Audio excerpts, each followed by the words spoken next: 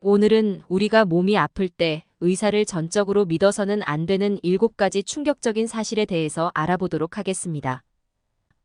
이런 말씀을 드린다고 의사들을 폄훼하려는 의도는 전혀 없습니다.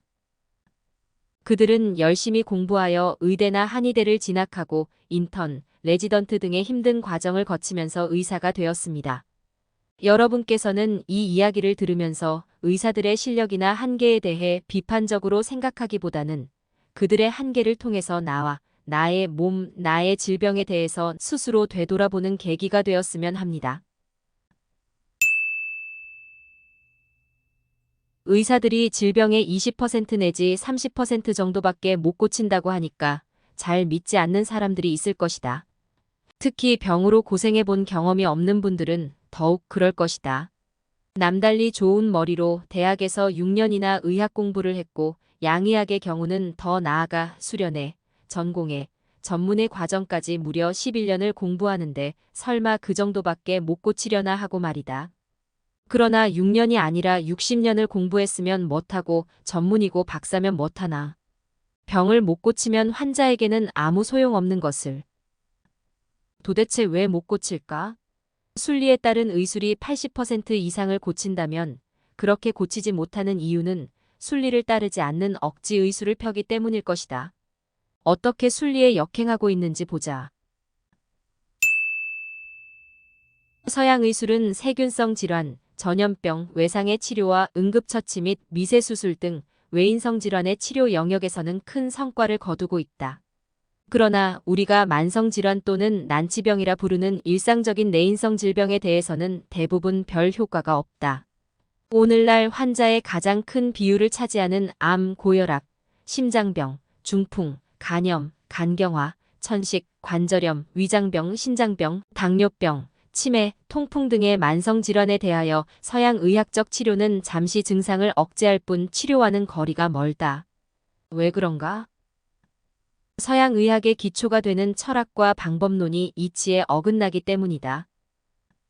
서양 의학은 우선 철학적 바탕에 있어서 정신과 물질, 주관과 객관을 전혀 다른 별개의 것으로 보는 이원론적 사고에 기초를 두고 있다. 따라서 육체와 정신을 구분하고 육체를 단순한 물질로 본다. 즉, 인체를 물질이 결합된 기계장치와 같은 것으로 생각한다. 소위 데카르트적 인간관이라는 것이다.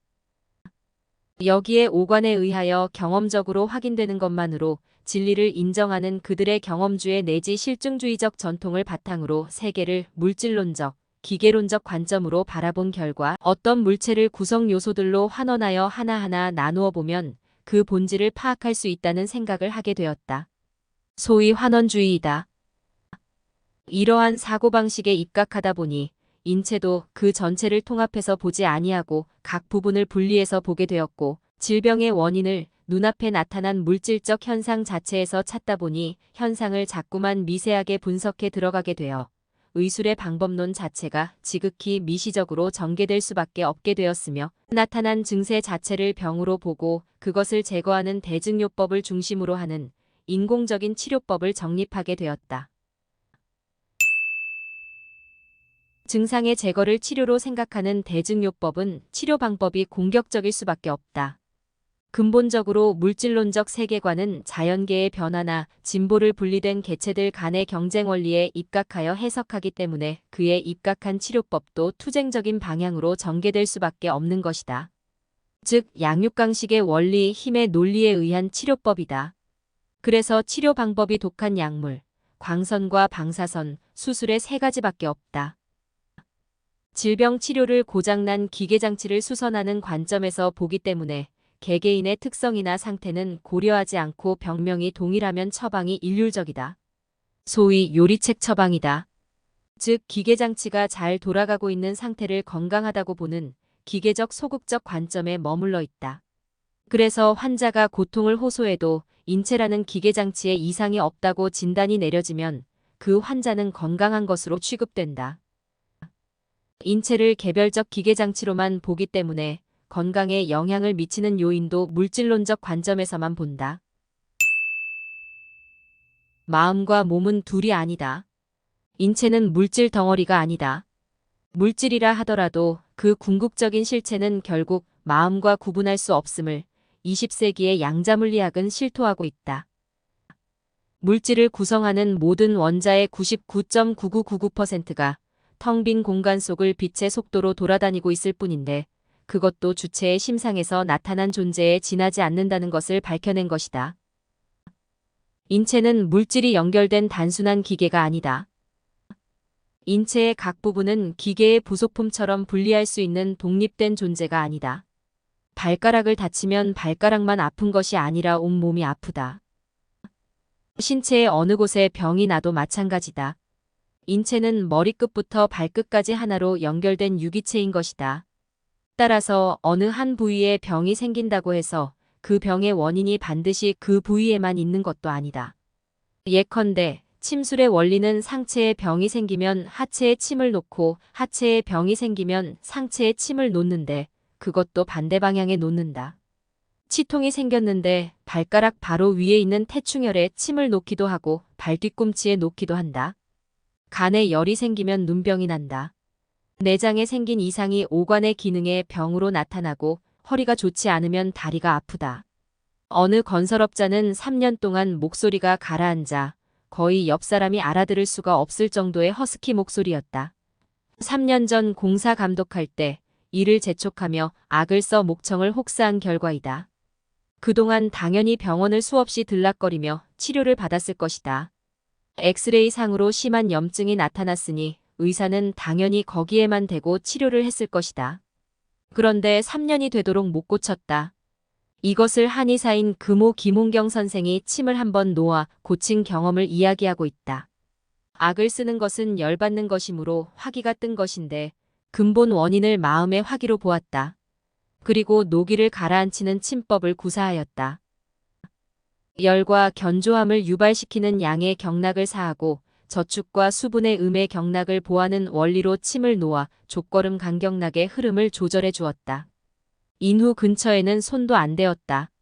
한 번의 효험을 보았다. 다음 날 바로 촉촉한 목소리로 약간은 우렁차게 자연스레 말을 하게 되었다. 병은 이렇게 고치는 것이다. 이런 신체 전체적인 유기체의 원리를 모르고 나타난 증세만 쫓아서 아픈 부위만 상대하여 씨름하다가는 병을 고치는 것은 백년하청이다. 병을 못 고치게 되면 오히려 부작용이 나타날 것은 뻔한 이치다.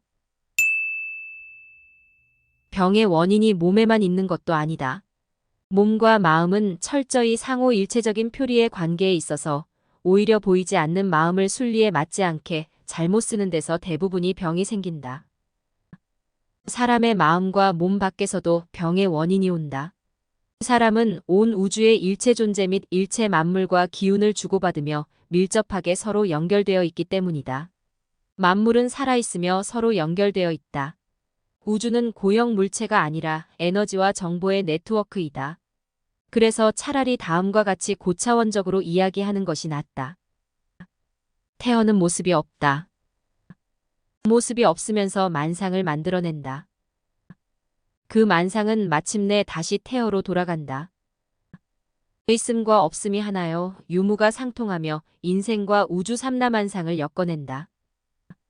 그런즉 모습 없음의 실상을 알지 못하면 진리는 꿈에도 아득할 뿐이다. 대저 서양 학문이란 모조리 모습에 집착한 것들이다. 따라서 그것이 아무리 분화 발전한다 해도 완전에 이르지 못한다. 오히려 모순과 갈등을 동반할 뿐이다. 물질 문명이 과거와 비교할 수 없이 번창한 이 시대에 사람들의 심성은 더욱 각박해지고 조급해지고 갈증에 타는 것은 이러한 서양 문명의 불완전과 자체 모순이 빚어낸 필연적인 결과이다. 그러므로 서양 문명이 발전할수록 이런 현상은 더 심해질 뿐이다. 그리하여 마침내 그 모순과 갈등이 극에 달하여 견딜 수 없는 지경이 되어서야 비로소 대전환이 일어나며 근본으로 되돌아올 것이다. 그러나 그 대전환은 대고통을 수반할 수밖에 없게 된다. 물질과 정신을 같이 알아야 비로소 완전한 문명이 된다. 물질과 정신 중에서도 정신이 주인이고 물질이 종임은 두말할 필요가 없다.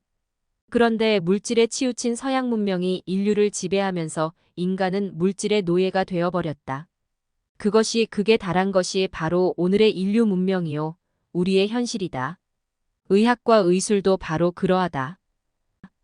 서양 의술은 오감, 특히 시각에 의지하여 눈에 보이는 것만 인정하다 보니 존재의 실상을 대부분 놓쳐버렸다. 대체 이 막막하고 신묘한 우주와 인간 존재 가운데 오감으로 확인할 수 있는 것이 얼마나 된단 말인가? 아니다. 오감은 도구에 불과할 뿐 그 도구를 작동시키는 주체가 있다. 그 주체는 정신이요, 지혜요, 우주와 인간의 근본 성품 자리이며 본래의 그 자리이다. 그 근본 주체는 오감을 통하여 작용하기도 하지만 오감을 초월하여 홀로 자존하는 것이 오히려 본질이다. 그러므로 그 주체는 오감으로 포착되지 않는다. 그러면서 일체를 움직이는 근본원인이다. 그 근본원인에서 삼라만상이 전개되어 현상으로 나타나면서 끊임없이 변해가는 이치를 놓치면 질병의 원인도 치료 방법도 제대로 찾아낼 수 없다. 그 보이지 않는 근본 자리를 꿈에도 모르는 서양 의학이 질병을 제대로 고쳐내지 못하는 것은 따라서 당연한 결과이다. 정리하면 이렇습니다.